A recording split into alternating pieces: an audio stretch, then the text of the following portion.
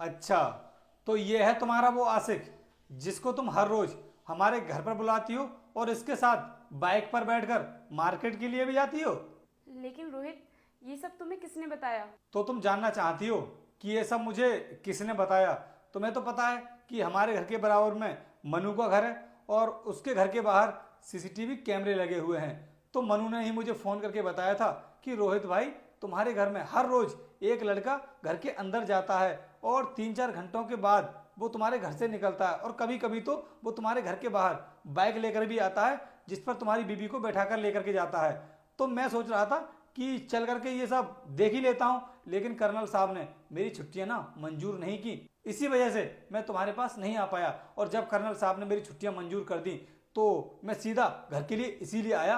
और तुम्हें ना फ़ोन भी मैंने इसीलिए नहीं किया था क्योंकि अगर मैं तुमको फ़ोन कर देता ना तो तुम्हें तो सब कुछ पता चल जाता, तो मैं तुम्हारे इस आशिक को रंगे हाथों कैसे पकड़ पाता। इसीलिए मैंने ये प्लान बनाया। क्या मन्नू के घर पर सीसीटीवी कैमरा लगा हुआ है? लेकिन मुझे तो इसके बारे में पता ही नहीं था। अगर तुम्हें पता होता ना तो अनुष्का तुम अपनी सासिक को यहाँ पर नहीं बुलाती, बल्कि तुम खुद ही इसके घर पर चली जाती। और मनु से मैंने ही बोला था कि जो कैमरे का एंगल है ना वो थोड़ा सा हमारे घर की साइड को भी कर देना, क्योंकि बॉर्डर पर रहते हुए मुझे भी तो पता चलना चाहिए कि आखिर मेरी पीठ पीछे मेरे घर पर चल क्या रहा है। लेकिन अनुष्का, सच कहूँ ना तो आज तुम पर से मेरा विश्वास उठ गया है। अरे इतना प्यार करता था मैं तुमसे, मैंने कभी सोचा भी नहीं था कि तुम मेरी पीठ पीछे ये सब भी कर सकती हो। और शादी से पहले तुमने तो मुझसे बहुत सारे वादे भी किए थे कि रोहित, तुम बॉर्डर पर रहोगे तो मैं तुम्हारी पीठ पीछे कुछ भी नहीं करूंगी क्योंकि मैं तुमसे बहुत प्यार करती हूँ। लेकिन आज आज क्या हुआ उस प्यार का। रोहित, तुम इतने दिनों तक बाहर रहते हो तो मुझसे कंट्रोल नहीं हुआ, इसीलिए मैंने बॉयफ्रेंड बना लिया। अनुष्का, एक फौजी की बीवी के मुंह से ये सब बोलते हुए मुझे बिल्कुल भी अच्छा नहीं लग रहा है। शायद तुम जानती नहीं हो कि एक फौजी दिन रात बॉर्डर पर रहकर अपने देश की रक्षा करता है जिससे कि उनका देश सुरक्षित रहे, उनका परिवार सुरक्षित रहे।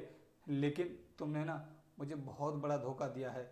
और हाँ, जब भी मुझे छुट्टियां मिलती थी तो मैं कोशिश करता था कि ज़्यादा से ज़्यादा टाइम तुम्हारे साथ स्पेंड करूं, और करता भी था। लेकिन उसके बाद भी देखो तुम मेरी पीठ पीछे क्या कर रही हो। रोहित, मुझे माफ़ कर दो। मैं आगे से दोबारा ऐसी गलती कभी नहीं करूँगी। अनुष्का, शायद तुम्हें पता नहीं है कि फौजियों की बीवी के अंदर कितनी सहनशीलता होती है कि अगर उनका पति 1-2 साल के लिए भी घर नहीं आए फिर भी वो दूसरे मर्द की तरफ आंख उठाकर भी नहीं देख सकती।